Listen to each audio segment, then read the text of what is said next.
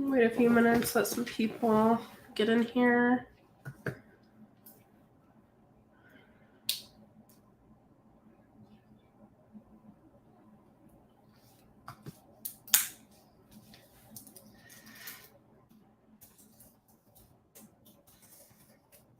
you have any questions or any topics you want to chat about, put it in the chat.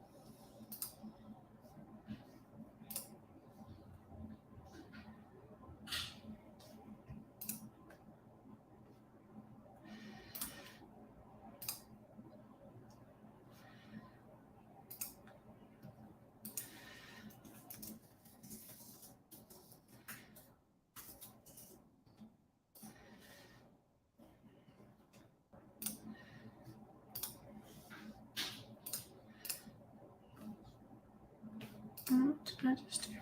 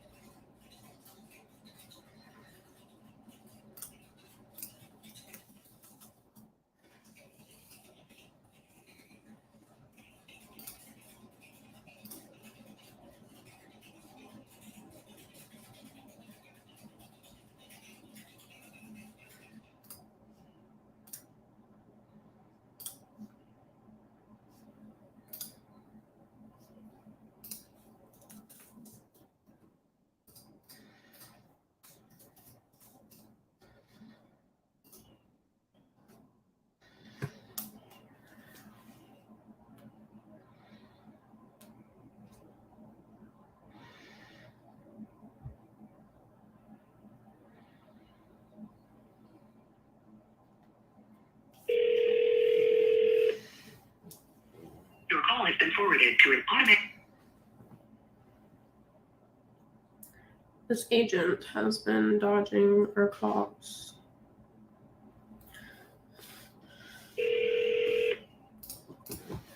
Your call has been forwarded to.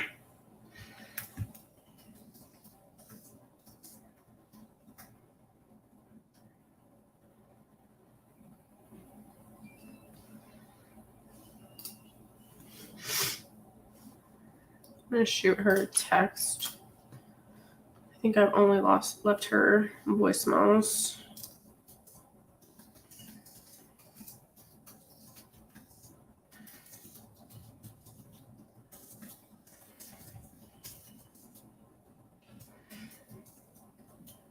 You guys have any leads you want me to help you with? Shoot me a message.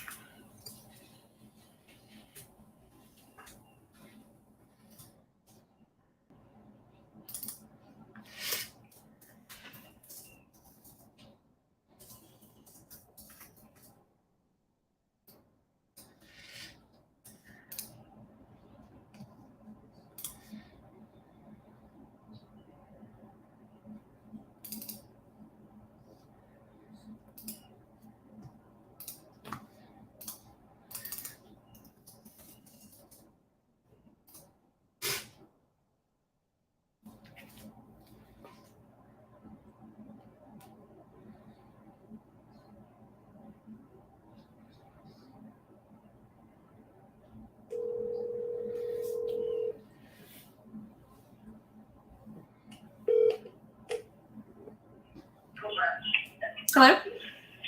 Hello. Hey, Christy. This is Jade calling you about Ashford Knoll Drive. Hi, Jade. How can I help you? Yeah, I just wanted to follow up on our offer. I think we spoke last week, and I don't believe we've chatted since you presented, so I just wanted to check in. This is on the offer where this was the offer with the lump sum paid over in time. Yes, yeah, we did have a seller finance portion on there. Right. Okay, yeah, I did discuss that offer with my client, and they weren't interested in doing I thought I responded to your email. Did I not? No, the only response I have was in the very beginning when you said you had a few questions, but I don't have any emails after that. Oh, gosh, I'm so sorry. I No, thought you're I okay. responded to your email because my client, he is looking to put a significant down payment on his next home. So that offer, unfortunately, wasn't going to work for him. Okay. Is there somewhere we can meet in the middle, or does he need that full 96,000? Yeah, he's preferring that full amount versus receiving any payments over time. Right. Okay. So even if we could come up to 50, that probably wouldn't work. I can ask him and see what he says. I don't want to speak for him. Sure. But I can just ask him and see what he says. Yeah. If we can get maybe somewhere we can meet in the middle, we're happy to discuss that. Okay, cool beans. I will reach back out to him. Now they are in the process of moving out of the home, so it may be a day or two before I get a response from them. They haven't been in much communication the past couple of days. Okay. But I will definitely reach back out to him and let him know that reaching a point is still up for negotiations, basically on the amount to be received at closing. Yeah, absolutely. Perfect. I really appreciate it. All righty, Jay. Thank you. Thank you. Bye.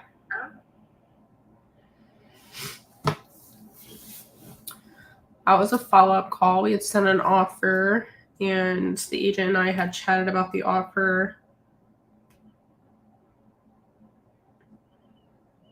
in the beginning, and then that was just a follow-up after she presented the offer. That one, he has quite a bit of equity, and our offer didn't work because we weren't giving him very much up front. So I'm going to have her talk to him to see if we can meet in the middle somewhere. Putting this in my notes real quick. I'm going to make another call.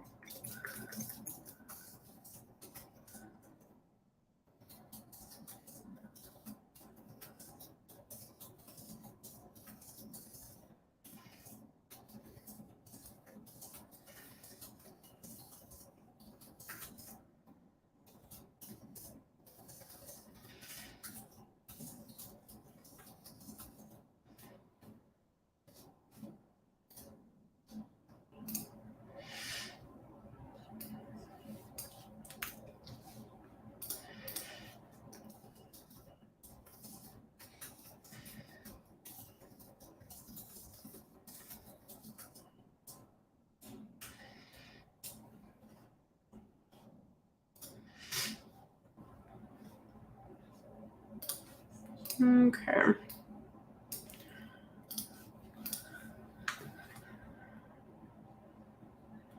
Just doing some follow-up calls.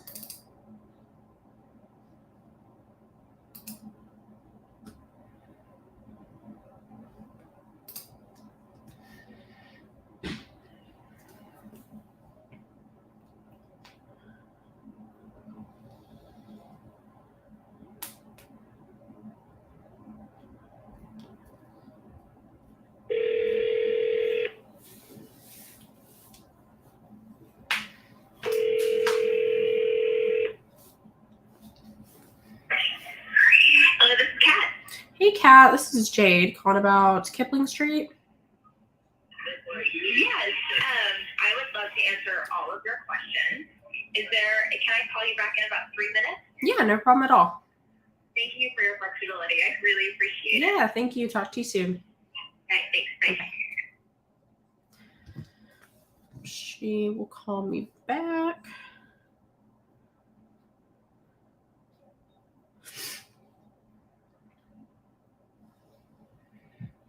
Let's see what else we got to follow up on.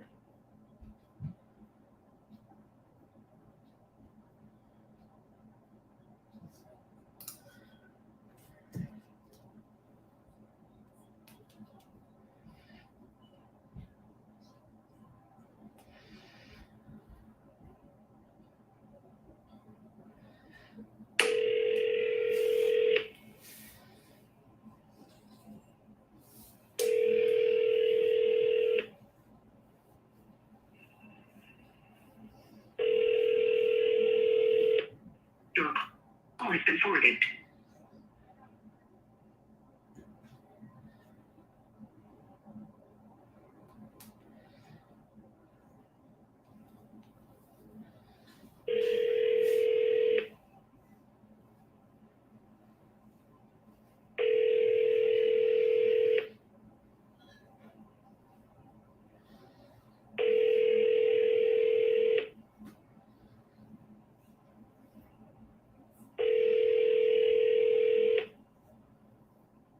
Your call has been forwarded to it.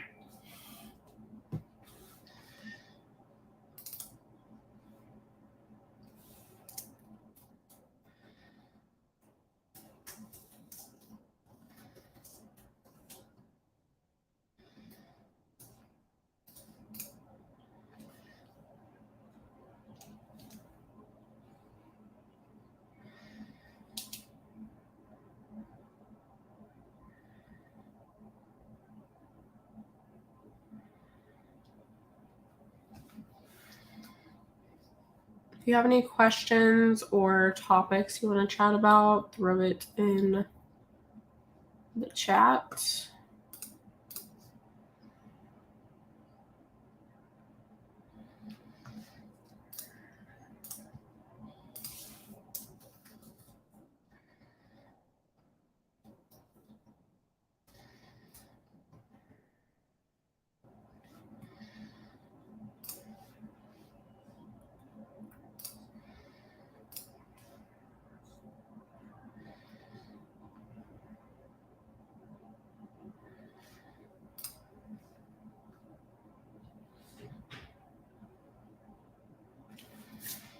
How many people do you talk to per day? Are you tracking KPIs?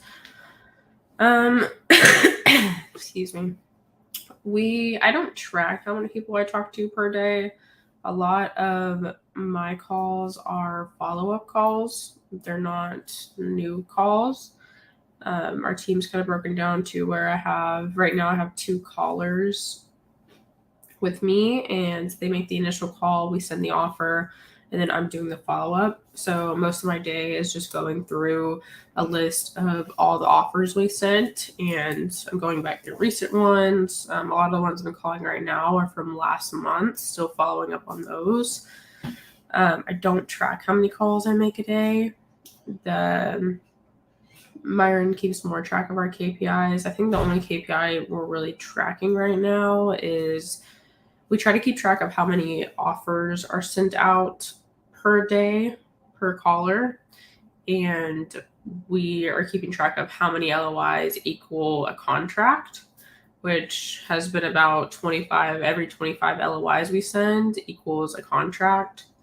A lot of our contracts are after quite a bit of follow-up.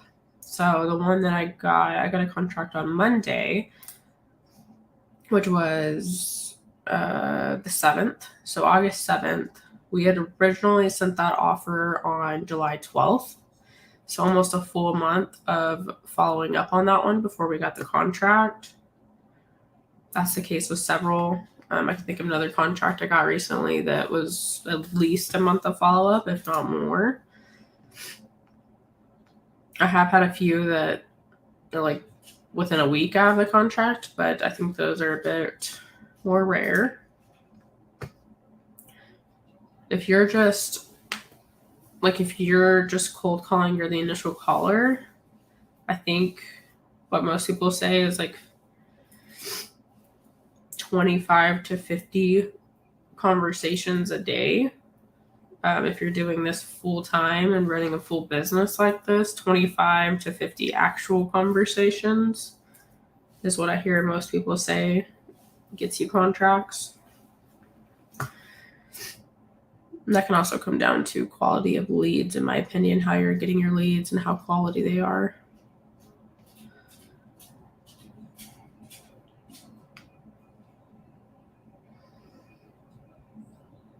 Thank you for that question. Do you have any other questions? I'm just going back through to see what I can call on right now.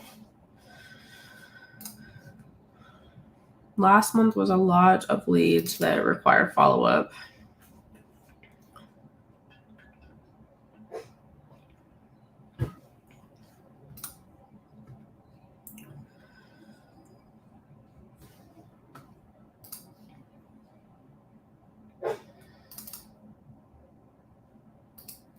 Let me call this one.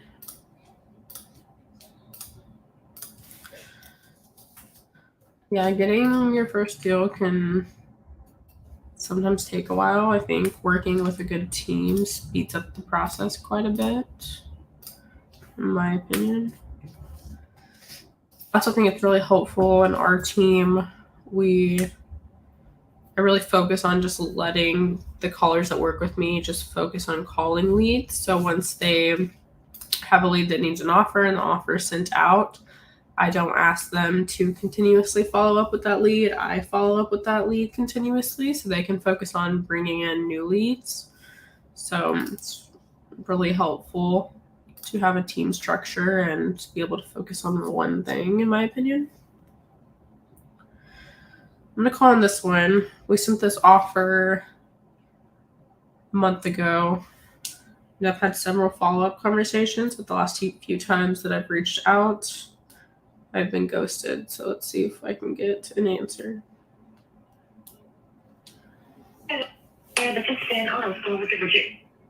Dang it. Straight to voicemail. Let's try one more time. You didn't dial twice. You didn't dial at all, right? Okay, let me send her a text is what I'm going to do.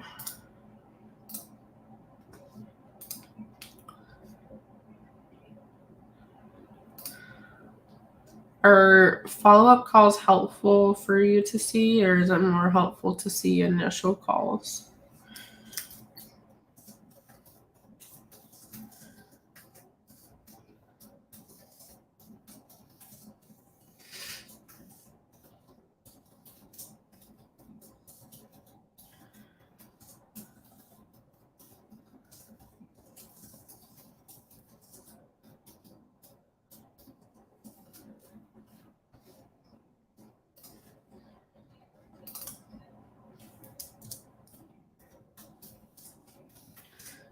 I always leave notes about my leads. Like when's the last time I contacted them, and I put how I contacted them. So that's I emailed them, left a voicemail, texted, whatever. I'm always leaving notes about it. Initial calls. Abraham, do you have any calls or any leads that I can help you with right now that we could work on together? I'd love to call some of your leads.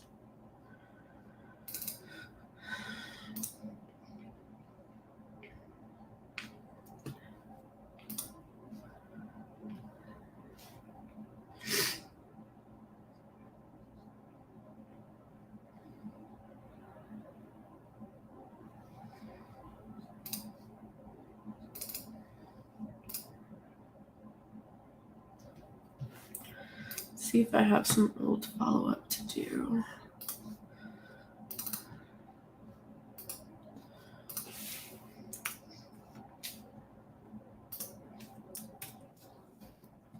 How's it, Abraham, how's it been going with your call since we chatted on here last week?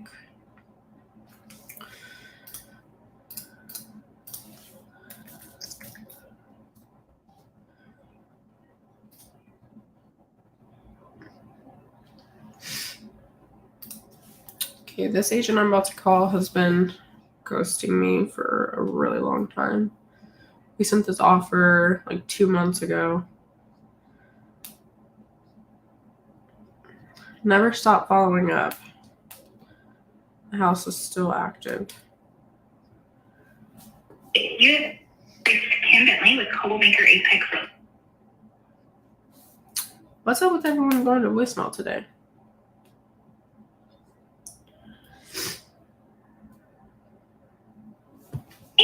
You have reached Tim Bentley. I'm gonna send her a text.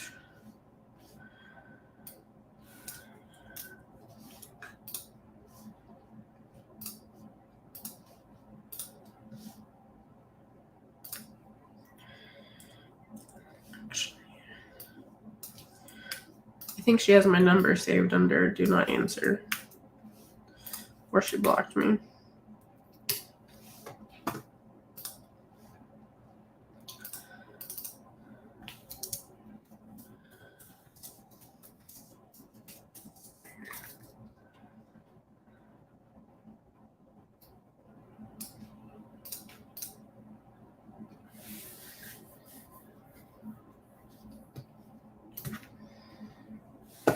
I had an agent say the seller doesn't want anyone assuming their mortgage. Should I not follow up anymore? No. Agents always say that, especially when they're getting hit with so many calls. A lot of times they haven't even presented the idea, or they have not presented the idea properly, especially when they're saying assuming their mortgage, because that's not what we're doing. I would continuously follow up. I had one on my list. Let me just give an example real quick. Let me see when we sent this initial offer. So we sent this initial offer July 14th. She told me, no, absolutely not. He doesn't want to do this. I said, okay. I marked it as a cold lead. I continued to follow up. So I sent her an email 2 or 3 weeks later after she denied it and said, hey, I noticed this is still active. Would the seller reconsider our offer? I would love to discuss. And she actually emailed back and said, yep, the seller wants to revisit this. She sent me a mortgage statement and now they want to see a contract. So just because it's a no in the moment, that changes quite a bit. I think a lot of the contracts that you get in creative finance were a no at first that turned into a yes. So I don't know what happened with this guy. Maybe the pain started kicking in the longer it sat on the market. Maybe he wasn't getting any offers, any showings, and he said, hey, you know what? These people are interested. Let's just entertain it. So always follow up, even if they're not interested.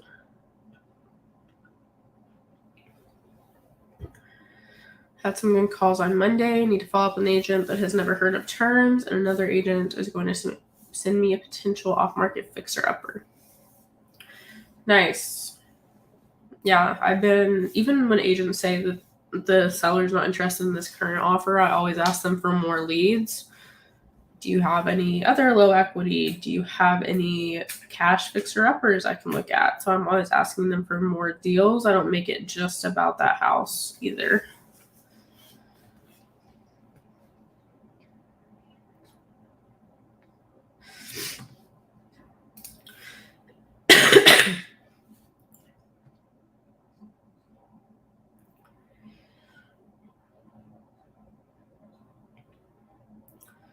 We've been sending out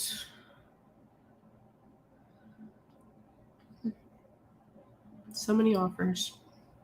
Okay, I'm trying to find something else to follow up on.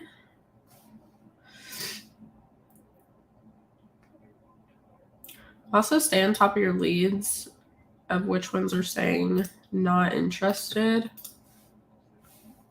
And if the agent is just not wanting to deal with you, keep your eye on it until it goes expired. We have one. I've been skip tracing all the ones that have gone expired lately. And Alex on our team got in contact with an agent to find out that our offer was never presented to the seller. And he was actually interested in it. So sometimes agents just say they're not interested because they don't want to deal with the offer, unfortunately.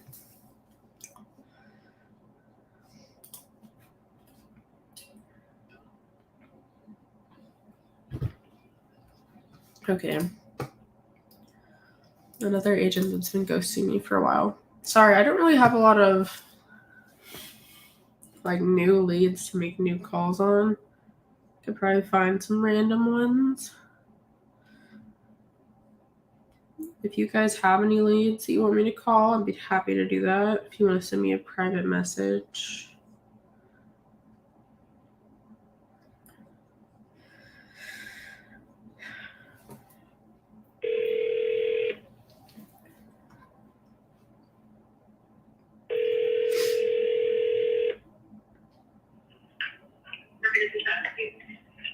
Hello? This is Randy from the help you? Hi, I'm calling about the listing on 7th Street. Yes, ma'am, I am. We had sent the offer a while back, and I don't believe we ever heard anything. I know you guys were working on another offer, but I noticed it's still active. Is that right? Yes, it didn't work out. Is your name Jade? Yes. Okay, so I spoke to you over the phone a while back. Mm-hmm. So with this one, I need to, if you can call the seller directly and explain to him the situation, because I asked my broker about it. And what she's thinking is like a loan assumption. Would that still showing his credit? Yeah, so we're not technically assuming the loan. It actually stays in place. So it would be on his credit. If he's trying to buy another house, we have a few ways to help him buy another house depending on timeline and location. Yeah. So he's not interested, and let me just stop you there. He's not interested in that because this is kind of a divorce situation. And, he's going through a lot of different things personally. So he doesn't want his credit tied up. He's looking to kind of get out of it, whether it is losing it or not losing it, or whatever the case may be. We do have some interested buyers, but still working on a payoff. I think that you guys know that he does have a payoff or whatever, but he doesn't want it to go to his credit. Oh, is it in foreclosure right now? Is that the situation?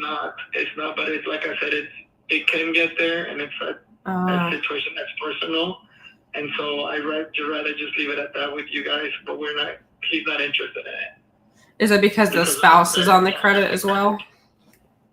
Say that again? Is it because the spouse is on the credit as well? They don't want to be on there together? Something like that. Like I said, it's a personal situation between two people, so we have to get everybody on board, and it's just for them, they don't want to do that. Okay, I understand. Yeah, that can be difficult. Well, if he wants to chat any more about it and at least just hear out his options, I'd be happy to chat with him. Yeah, we did.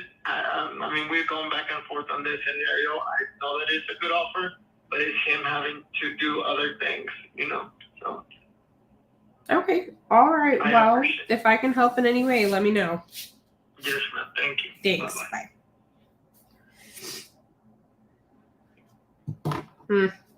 He finally answered me. He's been ghosting me for so long. Divorces to me are probably the hardest to overcome.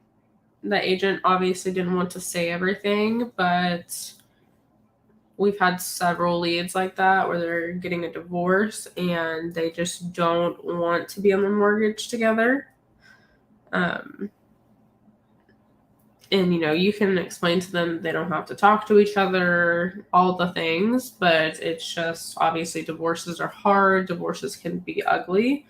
And it's hard to convince two people going through that emotional situation to stay on a lien together. So that's what it sounds like the situation is. And it sounds like they're going to foreclosure. So I will keep following up with that agent to see what happens, and because I would hate for them to go to foreclosure even though they don't want to stay alone together. Okay.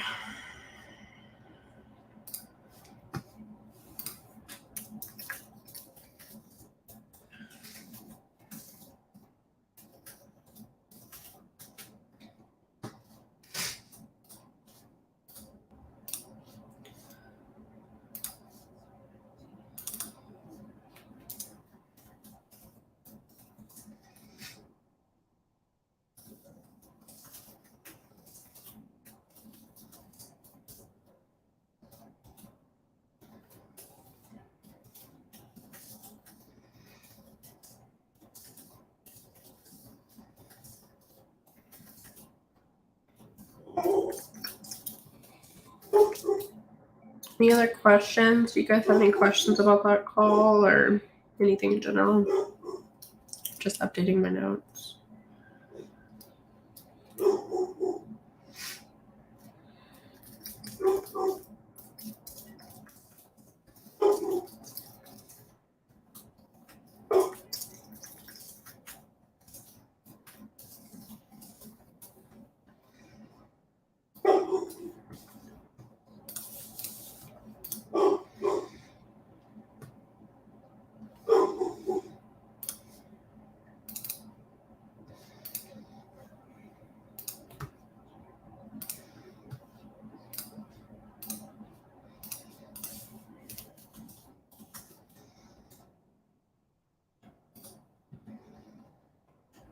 A lot of these leads I'm calling right now are from June, sending out offers, and they're still active on the market. So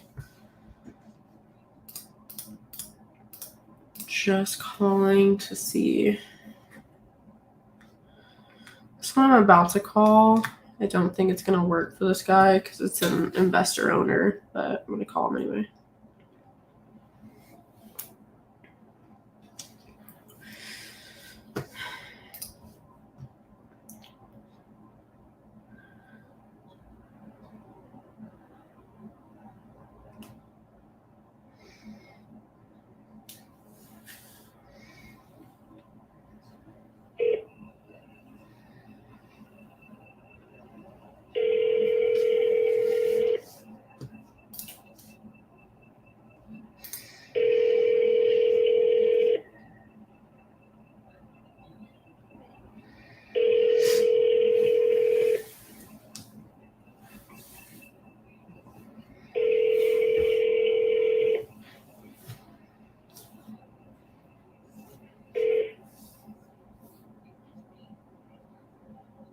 Hello, you've reached me.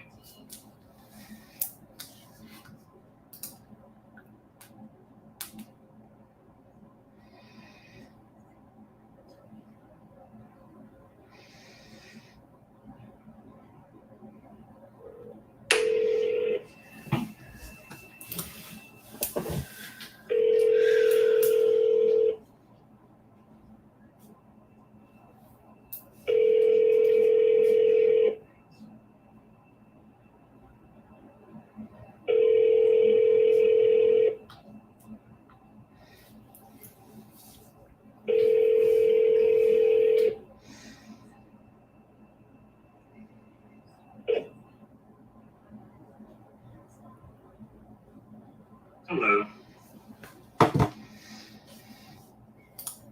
Always call twice and leave a voicemail or send a text. Let me text him.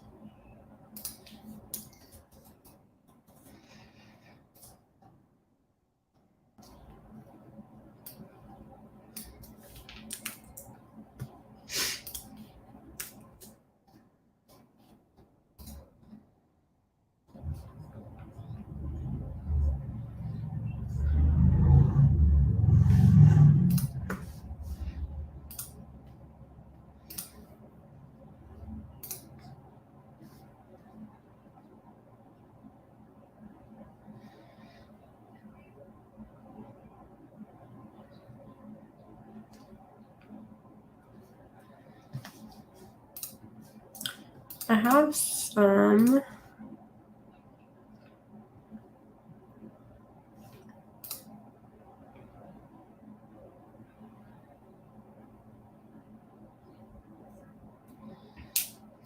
Hey, Brendan. Thanks for getting on here.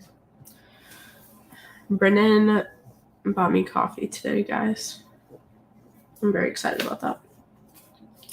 For offers, you are offering 10% of purchase price. Our goal is to keep the entry fee under 10% of the purchase price. Yes.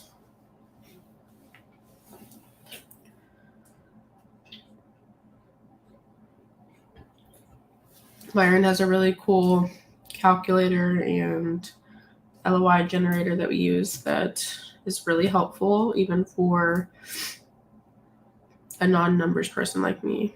I'm not a numbers person by any means, but his calculator makes it really easy for me to send offers.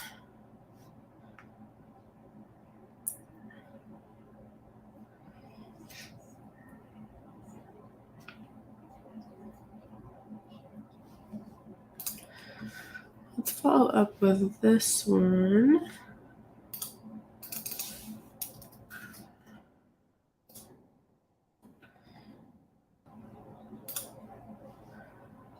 Uh-oh.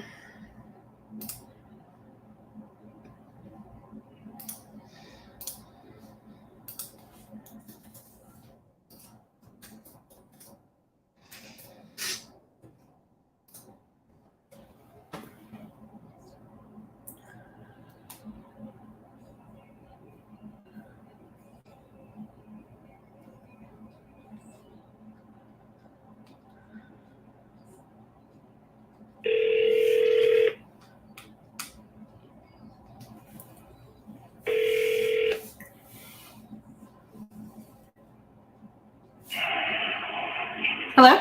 Hi, this is Donna here. There was Cole.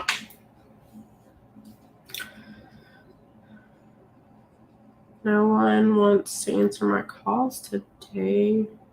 I think it's just probably too late in the day.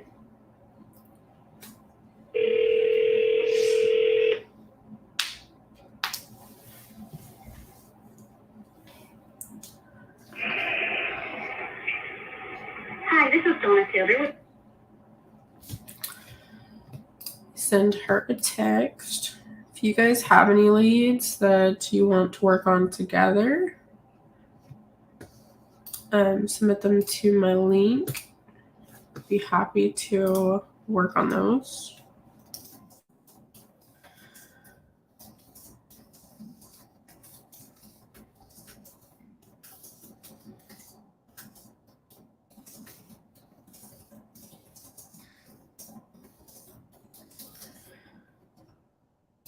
If you have any questions, any topics you want to chat about, throw it in the chat.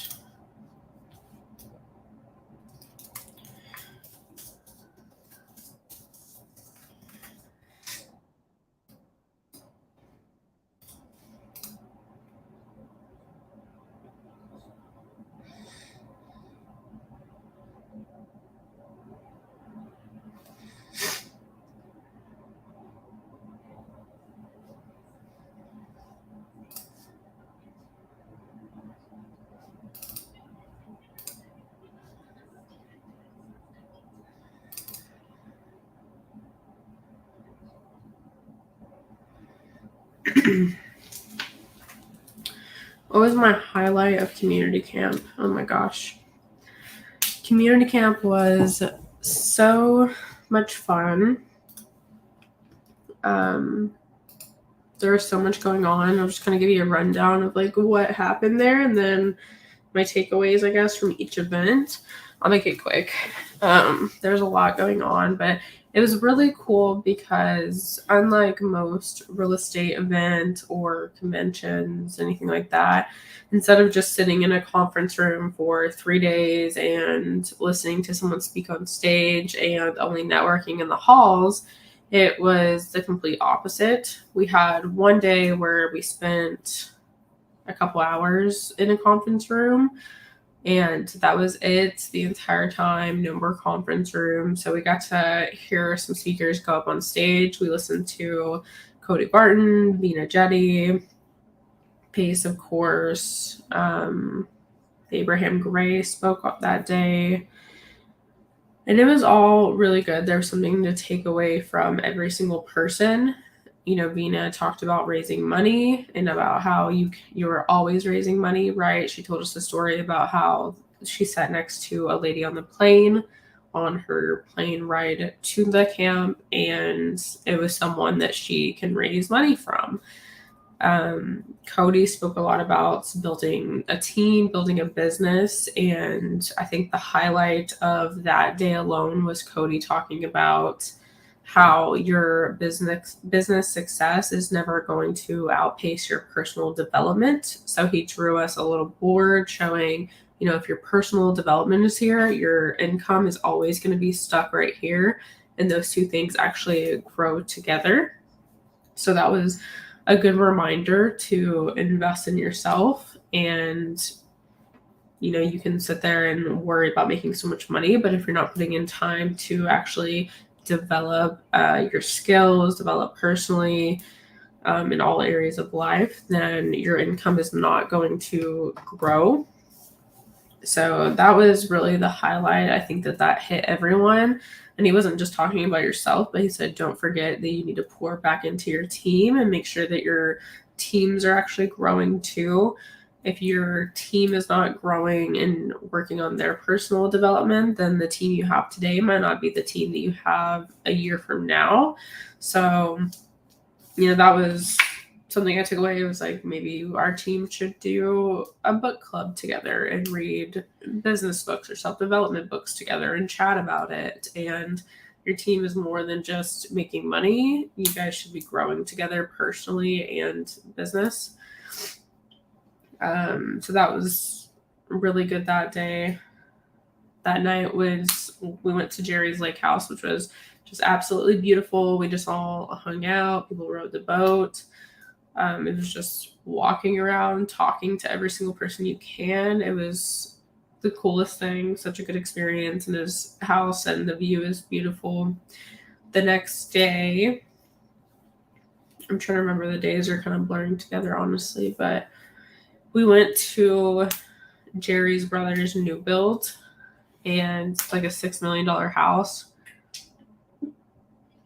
It was, excuse me, it was pretty crazy just learning about the build of that house, because he was telling us that,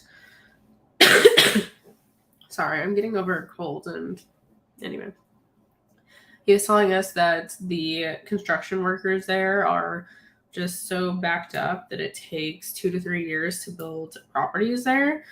And he was bringing in all his workers and material from Arizona. So even with paying for their hotel stay, their travel, all of that, it was 50% cheaper than if he were to hire someone locally. And he's also getting that house built in less than a year, which was just insane. And I think the lesson I took away from that was get creative, and you can always figure something out. So, you know, he just thought outside the box. How can I get this done cheaper? How can I get this done faster? And he made it happen. You know, luckily he had some good workers back in Arizona that were willing to do the travel with him. So that was pretty amazing to hear that, you know, those things are possible.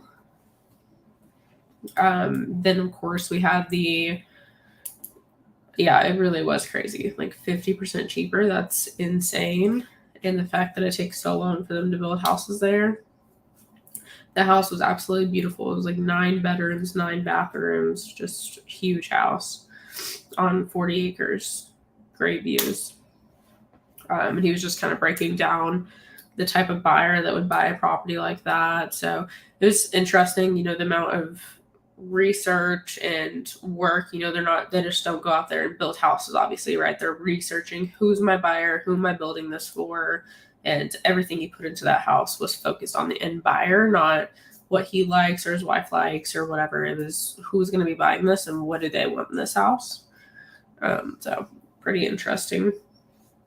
We had the dinner where Brandon Turner came to speak. Tim Ballard came to speak. Jamil spoke.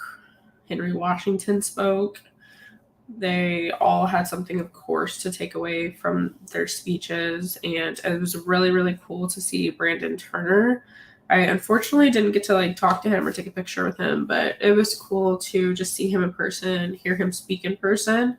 He, of course, everyone knows he was the face of Bigger Pockets for a really long time, and really one of the main people in my introduction to real estate. So it was cool just to see him in real life.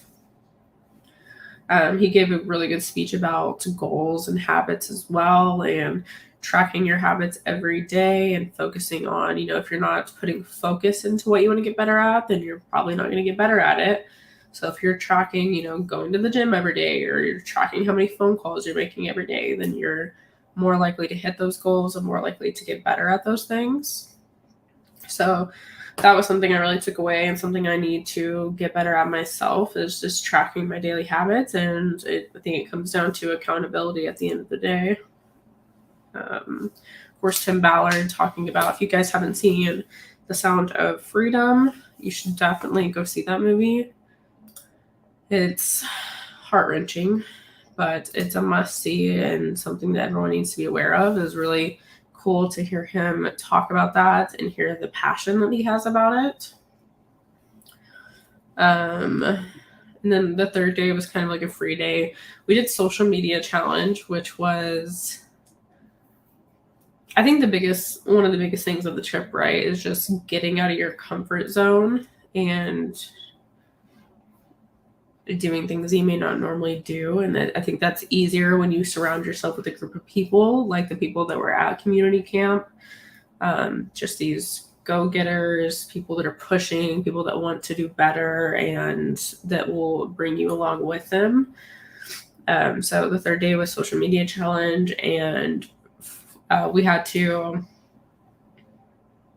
get on camera and give a testimony, basically. And I'll be interested to see how those videos turn out. But the whole time going up to it, I was like, I'm not nervous. I got this. And then as soon as I sat down to do the video, my heart just started beating. And I don't think I said anything I wanted to say. So it was totally outside of my comfort zone. But I'm thankful for experiences like that, because they make me grow and just do the hard things, get better at those things that are uncomfortable to me. So you asked my highlight. It's just so much that it's hard to choose a highlight. I think the highlight, I guess, I don't know. To me, the lake house was the coolest part. I loved hanging out at the lake house and just talking to everyone.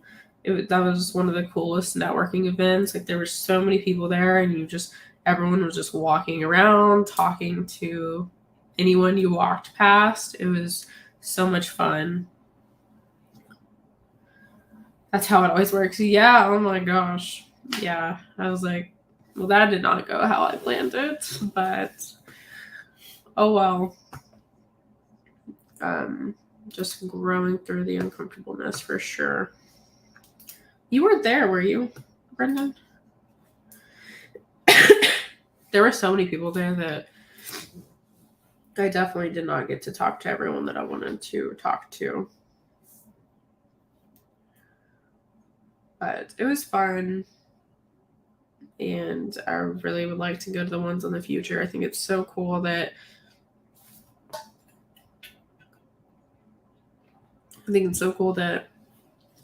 Pace just has these big visions, and I think being there in those rooms with those type of people, and just seeing the whole event that Pace put on, and Jerry put on, and Jamil put on, all of them, I think it just makes you expand your vision so much to see, what's really possible and what you can really do. I mean, just the event alone, right? Pace had to get so creative on such a short amount of time to figure out these events and how travel was going to work and how to get all these people in rooms. And I mean, just all the nitty gritty stuff.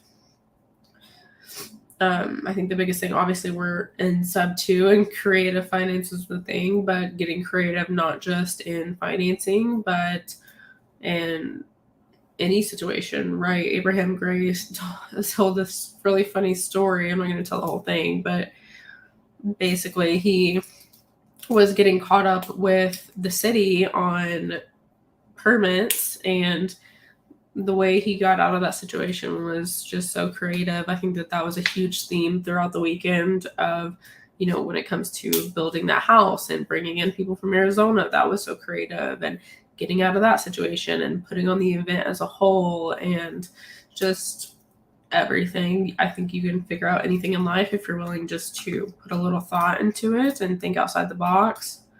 I lost my train of thought of where I was going with that, but anyway, I had so much fun at community camp. Oops.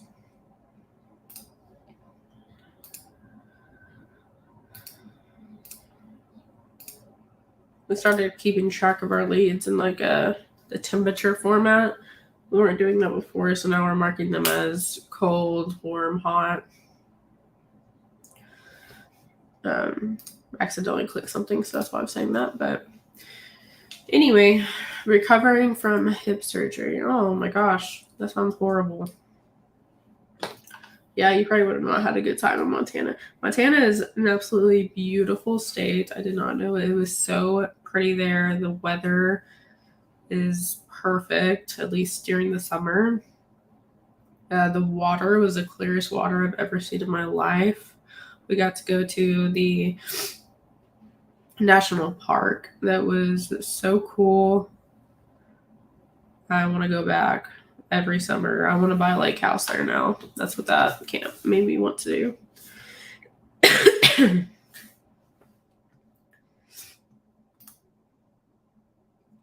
Any other questions? I only plan on staying on here for about an hour every Wednesday, depending on questions and conversation, how things are going. I really want to make it at a consistent time. How do you guys, I want feedback on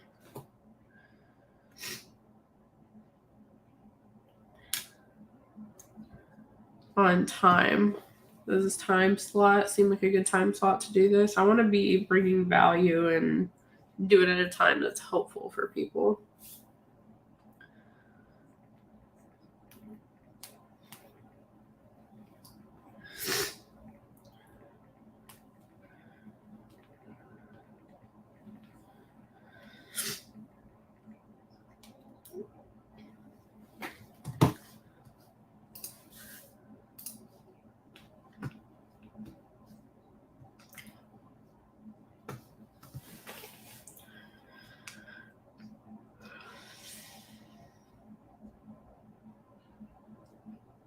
Works for you. Cool. I feel like it's a decent time slot. Although I'm going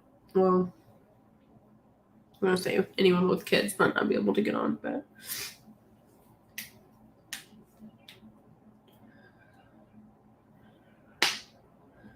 do you guys have any more questions? Abraham, I really hope that you are making calls, and if you have any leads that you need help with, I would love to team up with you on those.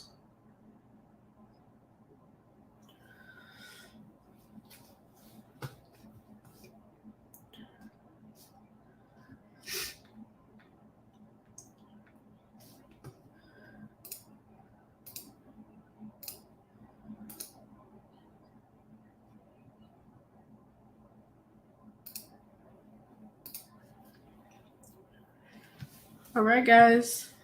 If you don't have anything else, I think I'm going to call it for today. I will see you guys most likely at the same time next Wednesday. Yeah, anything in Texas. I mean, we work anything in anywhere in the U.S., but Texas is our main market. Yeah. Keep an eye on my Instagram story if you guys have any leads you need help with, you can submit it to this link right here. You can also DM me on Instagram. That's where I'm most available to chat. And if that's all, I will see you guys next Wednesday.